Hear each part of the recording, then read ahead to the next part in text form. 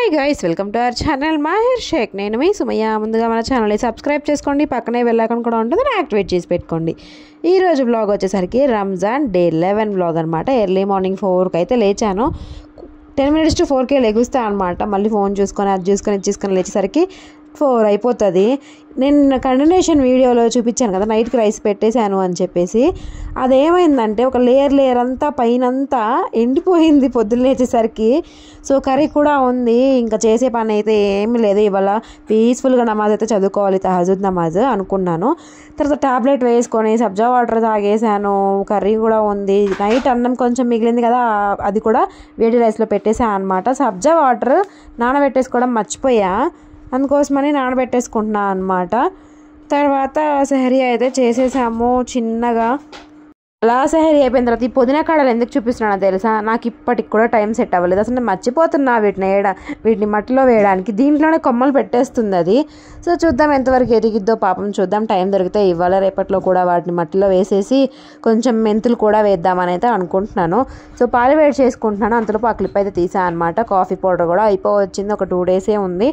Coffee powder కూడా తెచ్చేసుకోవాలి. 10 రోజులు వచ్చింది గట్టిగా ఆ షీషా. చాలా వేస్ట్ అసలు. అది 120 రూపీస్ దాకా పడింది. 10 రోజుల నుంచి 12-15 రోజులు మేబీ.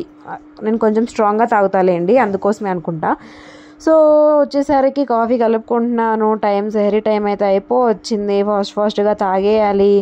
నేనటి వీడియో నచ్చిందా? నచ్చితే ఒక కామెంట్ చేయండి నచ్చింది అని.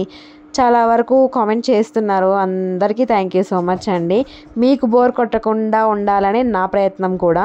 సో పాప అయితే లేచింది. ఇప్పుడు 10 minutes to 8 అయితే అవుతుంది అనమాట టైము. మాహిర్ కూడా లేచాడు, బ్రష్ చేసుకుంటున్నాడు. బ్రష్ చేసుకొని అక్కడ కూర్చున్నాడు అనమాట.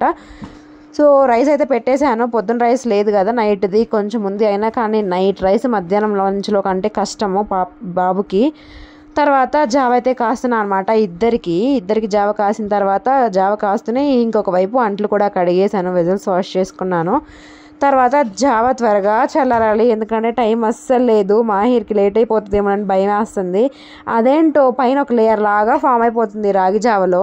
ఎవరికి ఇష్టం ఉండదు అది తాగడానికి ఇంట్లో. దాన్ని తీసేయాలంటే దాంతో పాటు సగం వరకు జావ వెళ్ళిపోద్ది. సో అందుకోసమనే అది అందులోనే ఉంచి మిక్స్ చేసుకుంటూ పోస్తాను అనమాట నేను జావ. ఇట్లా పాలు వేసి తాపిస్తాను మాహిర్కి. ఒక్కొక్కసారి పెరుగు కూడా ట్రై చేస్తాను అనమాట. పెరుగు కూడా చాలా ఇష్టం. అంతకుముందు పాలు అలవాటు చేసిన తర్వాత పెరుగు అస్సలు తాగట్లేదు మాహిర్ వచ్చేసరికి. రైస్ అయితే కలిపి లంచ్ బాక్స్ అయితే పెట్టేస్తున్నాను. తనకి జావ అయితే పెట్టేసాను అనమాట. తను ఎంజాయ్ చేసేసాడు బాగా. అసలు ఇక్కడ కామెడీ ఏంటంటే చెల్లి కూడా అన్న బాక్స్లోనే తిన్నదనమాట. అన్న జావే తాగింది. తనకు సపరేట్గా చేస్తాను కదా, సాల్ట్ లేకుండా పాలు లేకుండా, అది టేస్ట్ ఉండట్లేదని చెప్పి వాళ్ళ అన్నకు తినిపించేటప్పుడు తినిపించమని అడిగింది. సో కొంచెం అయితే తనకు కూడా పెట్టేశాను. ఇప్పుడు బాక్స్ అయితే పెట్టేస్తున్నాను. ఇవాళ అవిసె గింజల కారం పొడి వేసి కొంచెం నెయ్యి వేసి కలిపేసి పెట్టేశాను అనమాట. ఇవాళ ఒక్కడి కోసం కొంచెమే ఏం చేయాలి అనిపించింది, ప్లస్ టైం లేదనమాట. సో ఇవాళ పని పెట్టుకున్నాను. కొంచెం రోజు ఒక షెల్ఫ్ అయితే సర్దుదాము, రంజాన్ కూడా వస్తుంది. ఎంత ఇల్లు ఖాళీ చేసినా కానీ మరీ బూజుగా ఉంటే నచ్చదు కదా. ఇలా నెల మొత్తం ఉపవాసం ఉండి బూజు ఉండి ఇల్లు క్లీన్ లేకుండా పండగ చేసుకున్నట్టు అనిపించదు. సో మధ్యాహ్నం అయితే అయ్యింది. షిజా పాపకి ఫుడ్ పెట్టే టైం అయితే వచ్చేసింది. కొంచెం రైస్ మిగిల్చాను కదా మాహిర్ దాంట్లో, తనకు కొంచెం పెరుగు వేసి కొంచెం సాల్ట్ వేసి ఇట్లా మెత్తగా పేస్ట్ లాగా చేశాను అనమాట. ఫస్ట్ టైం ఇవాళ పెరుగన్నం పెట్టడము. ఎట్లా రియాక్ట్ అవుతుందో మరి, ఏమో తింటుందో లేదో తెలీదు. సో కొత్త కదా, ఒక 2 రోజులు తింటుంది ఏ ఫుడ్ అయినా, తర్వాత తినదు. నేను ఏమన్నా కిచెన్లో పని చేస్తా ఉన్నానంటే అక్కడక్కడే పిల్లి తిరిగినట్టు అక్కడక్కడే తిరుగుతుంది అనమాట. సో రామ్మ అని అంటే పరిగెత్తుకుంటూ ఏడ్చుకుంటూ వస్తుంది ఫాస్ట్గా. నాకు భలే క్యూట్ అనిపిస్తుంది పాపం. ఏమో ఇవాళ క్యాబేజ్ చేద్దామని చెప్పి ట్రై చేస్తున్నా, మరి చూడాలి ఇవ్వాలన్నా దానికి ముహూర్తం కుదిరిద్దో లేదో. టైం వచ్చేసరికి 3 అయిపోయింది. మధ్యలో కొంచెం ఒక అరగంట పాప పడుకొని లేచిందనమాట. తను పడుకోబెట్టడానికి నాకు గంట పట్టిద్ది. తర్వాత తను పడుకుందిలే అని చెప్పి నేను మాహిర్కి స్నాక్స్ చేద్దాము. రోజు ప్లెయిన్ ఎగ్ ఇస్తున్నాను కదా, ఇవాళ కొంచెం డిఫరెంట్గా ఇద్దాము తనకి అని చెప్పేసి అనుకుంటున్నాను. ఫ్రెంచ్ టోస్ట్ అది చేద్దాం అనుకుంటున్నా. అసలు ఎప్పుడైతే పడుకునేది నేను పని చేసుకుందాము అనుకుంటానో అప్పుడే లేచి కూర్చుంటుంది. ఇంకా ఏం చేస్తామో ఎత్తుకొనే పని చేసుకోవాలి. ఒకవైపు ఫోన్ పట్టుకొని తీయాలా, ఇంకొక వైపు తను ఎత్తుకోవాలా, ఇంకొక వైపు వంట చేయాలా. నాకు ఒక్కొక్కసారి అనిపించిద్ది ఎవరన్నా హెల్ప్ చేస్తే బాగుండు అని చెప్పి. కానీ మనకి ఇక్కడ ఎవరు రారు, ఎవరు ఉండరు. సో పెరుగైతే తోడు పెట్టాను పొద్దున్న చూపిద్దాం అనుకుంటా, అంతే ఉంది. అది నేను చూపించడమే మర్చిపోయా. ఇప్పటికి కుదిరిందనమాట. కరివేపాకు కూడా ఎండిపోయింది. అది కరివేపాకు పౌడర్ కోసం అట్లా ఎండబెడుతున్నా. బయట చూడండి అసలు క్యాప్చర్ కూడా అవ్వట్లేదు, యాక్సెస్ చేయట్లేదు అనమాట కెమెరా. అంత లైట్ వచ్చింది అనమాట ఇవాళ. సన్ ఎక్కువ, అదే డిగ్రీస్ ఎక్కువ అయిపోతున్న కొద్దీ ఇట్లా పవర్ అనేది కూడా ఎక్కువ అవుతుంది, తెలిసిందే కదా మీకు. అదేమైందంటే నార్మల్గా రోజు ఫోటో క్లిప్ తీసేటప్పుడు బాగానే ఉంటుంది. మరి వాళ్ళు ఎందుకో ఏమో అస్సలు సపోర్ట్ చేయలేదు, కెమెరా సపోర్ట్ చేయలేదు. మరి ఎండ ఎక్కువ ఉందో అర్థం అవ్వలేదు అనమాట, ఫోకస్ ఎక్కువ ఉంది. సో బ్రెడ్ అయితే తీస్తున్నాను, ఏం చేస్తాం తప్పదుగా. ఇంకా చివరికి ఇట్లా ఎత్తుకొనే పని చేసుకోవాల్సి వస్తుంది. ఇదేంటని మొత్తం పట్టుకోవడానికి ట్రై చేస్తూ ఉంటుంది అనమాట మా పాప. అది ఇది అనుకుంటా. సో ఇవన్నీ ఎందుకు చూపిస్తున్నా అంటే ఇట్లా ఫ్రెంచ్ టోస్ట్ చేస్తున్నా అనమాట. చాలా ఈజీ రెసిపీ. నేను ఈ వ్లాగ్లో ఆల్మోస్ట్ రెసిపీస్ కూడా కలిపి మొత్తం పోస్ట్ చేద్దాం అన్నట్టు రెసిపీస్ని డీటెయిల్గా చూపిస్తున్నాను. లేదు వ్లాగ్లో అంత అవసరం లేదు అనుకుంటే కట్ చేయొచ్చు. కానీ మన ఛానల్ యాక్చువల్గా కుకింగ్ ఛానలే, కుకింగ్ విత్ వ్లాగ్స్ అనమాట. వ్లాగ్స్ ఫస్ట్ నుంచి తీయలేదనుకోండి, ఎప్పుడన్నా బయటకు వెళ్ళినప్పుడు ఏమైనా ఇంట్రెస్టింగ్ టాపిక్స్ ఉన్నప్పుడే తీసాము. ఇప్పుడు కావాలనే వ్లాగ్స్ తీస్తున్నాను, రంజాన్ డే స్పెషల్స్గా చూపించడం కోసం తీస్తున్నాను అనమాట, నేనేం చేస్తాను అనే దాని గురించి. సో ఇప్పుడు ఫ్రెంచ్ టోస్ట్ అయితే చేస్తున్నా. ఈ రెసిపీ చాలామందికి తెలిసే ఉంటుంది, తెలియని వాళ్ళు, చిన్నపిల్లలు ఉన్న వాళ్ళు దీన్ని ఫాలో అయిపోండి. సో ఒక గుడ్డు, 2 బ్రెడ్స్ అయితే తీసుకున్నాను. ఒక 3 to 4 టేబుల్ స్పూన్స్ షుగర్ అయితే వేసుకోండి. నేనైతే పటిక బెల్లం పౌడర్ ఉంటుంది నా దగ్గర ఎప్పుడు, అదైతే ప్రిఫర్ చేస్తాను. ఎగ్ స్మెల్ రాకుండా ఇట్లా కొంచెం కస్టర్డ్ పౌడర్ కూడా యాడ్ చేస్తున్నాను అనమాట. బ్రెడ్ టోస్ట్ అనేది చాలా హెల్త్కి మంచిది. మైదా కదా, బ్రెడ్ కదా, పిల్లలకి ఇవ్వద్దు, డైజెషన్ అవ్వద్దు అనుకుంటారు. అలా ఏం ఉండదు. మైదా కొంచెం హెల్దీ బెనిఫిట్స్ కూడా ఉంటాయి అనమాట. డైట్ ప్లాన్ చేసుకునే వాళ్ళు మీరు ఎప్పుడన్నా చూడండి బ్రెడ్ టోస్ట్ కానీ బ్రెడ్ కానీ తింటూ ఉంటారు. సో హెల్దీ వేలో బ్రెడ్ కూడా ఒక లిమిట్లో మంచిదే అనమాట.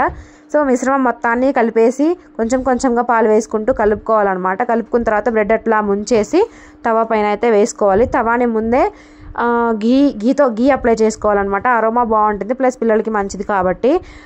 బ్రెడ్ టోస్ట్ 2 రకాలుగా చేయొచ్చు. ఇది డిప్పింగ్ అనమాట, డ్రైగా కూడా చేయొచ్చు అనమాట. అది ఎలా అంటే బ్రెడ్ మీద ఫస్ట్ రోస్ట్ చేసుకోవాలి బ్రెడ్ని, తర్వాత ఈ మిశ్రమాన్ని కొంచెంగా వేసుకుంటూ కాల్చుకోవాలి. అది మెత్తగా రాదనమాట. ఈ ఫ్రెంచ్ టోస్ట్ అనేది చాలా స్మూత్గా, జ్యూసీగా, మెత్తగా వచ్చింది.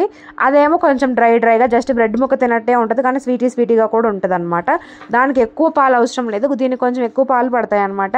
మాహిర్ పాలు తాగమంటే అస్సలు తాగట్లేదు ఈ మధ్య. సో ఇవాళ ఇట్లా ప్లాన్ చేసా స్నాక్స్. టైమ్ 3 అయిందని చెప్పాను కదా, ఇచ్చేసరికి 3:30 అయిపోయింది. 20 minutesలో చేసేసాను. అంటే నేను పిల్లల్ని ఎత్తుకొని చేసుకోవాలి కదా, మీరైతే ఒక 10 minutesలో చేసేసుకోవచ్చు. అది అన్నీ ఒకే చేత్తో చేసుకోవడానికి అవ్వవు కదా పనులు. సో కొంచెం లేట్ కూడా అవుతుంది. టైం వచ్చేసరికి 3:30 అయిపోయింది. ఇంకా నేను కూడా డ్రెస్ చేంజ్ చేసుకొని మాహిని తీసుకురావడానికి అయితే వెళ్ళాను. ఏంటి మాడిపోయింది అనుకుంటున్నారు? యాక్చువల్గా ఫ్రెంచ్ టోస్ట్ మాడితేనే బాగుంటుంది. మనము దాంట్లో ఎగ్ విత్ షుగర్, పాలు వేసాము కాబట్టి అది అబ్జర్వ్ చేసుకొని మిగిలింది వదిలిపెడుతుంది. అప్పుడు ఏమవుతుందంటే కొంచెం మాడే అవకాశం ఉంటుంది. సిమ్ మీద పెట్టి టోస్ట్ చేసుకోండి, అప్పుడు ఎక్కువ మాడదు. ఈ కలర్ వస్తేనే బాగుంటుంది ఎప్పటికైనా. సో కొంచెం జ్యూసీగా ఉంటేనే బాగుంటుంది అనమాట. లోపల కుక్ అయితే ఇట్లా అతుక్కోదనమాట. కుక్ అవ్వకపోతే కొంచెం అతుక్కునిద్ది. నేను ఈ ఫ్రెంచ్ టోస్ట్ చూపిస్తూ ఒక చిన్నది మినీ వ్లాగ్ కూడా పెట్టాను, కొటేషన్ ఒకటి చెప్పి. సో మీకు గనక నచ్చితే చెక్అవుట్ చేయండి. మాహిర్ అయితే తీసుకొచ్చిన తర్వాత నా పని అయిపోద్ది అనమాట. ఉపవాసం ఉండి తినని ఎత్తుకొని తనని తీసుకొని రావాలి కాబట్టి 3:30కి వదిలిపెడతారు.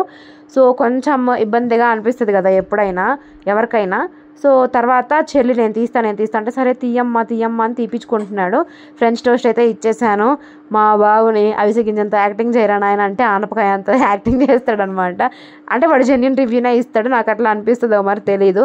ఆస్కార్ అవార్డు ఇవ్వచ్చు. తర్వాత నేను కొంచెం అట్లా రెస్ట్ తీసుకున్నాను. మాహిర్కి హోంవర్క్ చేపిస్తూనే కొంచెం అలా రెస్ట్ తీసుకున్నాను అనమాట. ఇక్కడైతే పుచ్చకాయ కట్ చేశారు మా హస్బెండ్.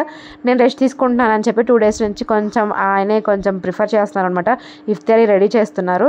తర్వాత బాగా ఆకలేస్తుందని చెప్పేసి వాళ్ళ ఉగ్గా నేను చేస్తాను అని చెప్పి చేస్తున్నారనమాట. తర్వాత కర్రీ అయితే కోకోనట్ వాటర్ కూడా తీశారు. ఇద్దరం చెరుసగం తాగేసాము. ఇఫ్తారీ అయిపోయిన తర్వాత నమాజ్ చేసుకున్నాము. అట్లా ఒక 1/2 hour కూర్చొని తర్వాత 7:30కి వంట అయితే స్టార్ట్ చేశాను. నా దగ్గర ఎటువంటి లైట్లు కానీ ట్రైపాడ్స్ కానీ లేవు. సో అందుకోసమే ఇట్లా కొంచెం వర్స్ట్గా ఉంటుందేమో నాకే అనిపించింది. ఎందుకంటే సరిగా లైటింగ్ లేకపోతే వీడియో సరిగా కనిపించదు, సరిగా కనిపించకపోతే క్లారిటీ మిస్ అవుతుంది. సో ఎందుకు చెప్తున్నాను అంటే తీసుకోవచ్చు, కానీ అన్ని రోజులు మనవి కాదు. చూద్దాము, ఫర్ ఫ్యూచర్లో తీసుకుంటే అన్బాక్సింగ్ వీడియోలు కూడా మీకు పెడతాను. తర్వాత ఇవాళ క్యాబేజ్ కర్రీ, క్యాలీఫ్లవర్ బయట పెట్టి క్యాబేజ్ కర్రీ ఏంటక్క అని అనుకోవచ్చు. లేదు, క్యాబేజ్ బయట పెట్టింది మంచూరియా కోసం.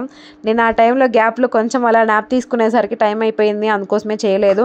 సో చూద్దాము, రేపు ఎల్లుండిలో ఏమైనా ప్లాన్ చేసుకుందాము. మంచూరియా అంటే ఏం లేదు, కొంచెం అట్లా పిండి కలిపేసి చేసుకోవడమే అనమాట. అది సరే రేపు చూపిస్తాను. అది క్యాబేజీ కట్ చేయడానికి ఒక ట్రిక్ అయితే చెప్దాం అనుకుంటున్నా. ఫస్ట్ మనం క్యాబేజ్ని అడ్డంగా కట్ చేసుకుని మధ్యలో ఉన్నదాన్ని, రౌండ్ ఉన్నదాన్ని బయటకు తీసేసి కట్ చేసుకోవాలి. తర్వాత మీకు ఎంత వీలైతే అంత లావుగానే కట్ చేసుకోండి. మీకు చాపర్లో అవైలబుల్లో ఉంటే చాపర్లో వేసేసుకోండి, ఇట్లా కొంచెం కొంచెంగా. ఎందుకంటే క్యాబేజీని కట్ చేయడం మహా యుద్ధం లాంటిది. అది చాలాసేపు కట్ చేసుకోవాల్సి వస్తుంది, అయినా కానీ సన్నగా అవ్వదు, మళ్ళీ ఎక్కువసేపు కుక్ అయినట్టు అనిపించింది. అదే ఒకసారి ఇట్లాగా మీరు కనుక చాపర్లో వేసి ట్రై చేయండి. అసలు ఇంత ఈజీనా, ఇంత 5-10 మినిట్స్లో ఇట్లా క్యాబేజ్ మొత్తాన్ని కట్ చేసేసుకోవచ్చా అని మీరే అంటారనమాట. గోబీ మంచూరియా చేసుకోవాలి అనుకున్న వాళ్ళు కూడా ఇలా ట్రై చేయండి. చాలా ఈజీ రెసిపీ కూడా చాలా ఈజీ రెసిపీ. ఇట్లా కటింగ్ కనుక చేసుకున్నట్టయితే టైం కూడా సేవ్ అవుతుంది, గ్యాస్ కూడా చాలా మిగులుతుంది. ఎందుకంటే క్యాబేజ్ కుక్ చేసుకునేటప్పుడు చాలాసేపు ఫ్రై చేసుకోవాల్సి వస్తుంది. అప్పుడు మనం ఇట్లా కనుక కుక్ చేసుకున్నాం అనుకోండి, సిమ్ మీద పెట్టి వదిలేస్తే అదే కుక్ అయిపోతుంది అనమాట, మగ్గిపోతుంది అనమాట. ఫ్రై కావాలి అనుకుంటే బాగా మగ్గిన తర్వాత ఒక స్పూన్ ఆయిల్ అయితే యాడ్ చేసుకొని ఫుల్ మీద పెట్టుకొని ఫ్రై చేసేసుకోవాలి.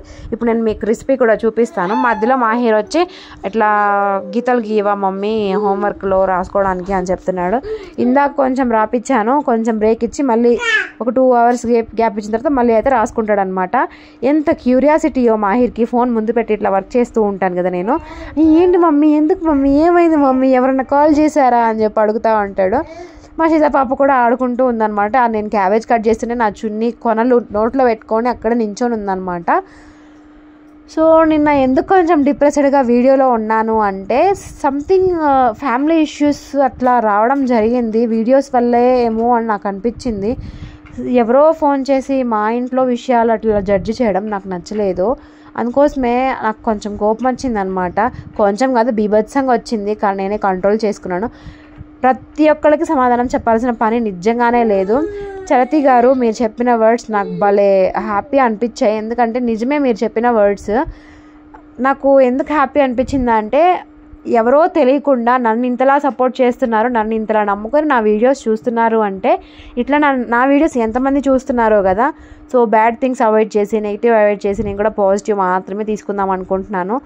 సో థ్యాంక్ యూ అండి, నన్ను చాలా ఇన్స్పైర్ చేస్తున్నారు మీరు. ఫర్ సపోజ్ నేను ఎప్పుడో ఒకప్పుడు మీకోసమైనా కన్నడలో వీడియో చేద్దామని అనుకుంటున్నాను. నాకు టైం అస్సలు కుదరట్లేదు. అంటే కన్నడలో వీడియో వాయిస్ ఓవర్ ఇవ్వాలి అంటే మా హస్బెండ్ ఉండాలి, ఎందుకంటే ఆయనకి ఫ్లూయెంట్గా వచ్చు.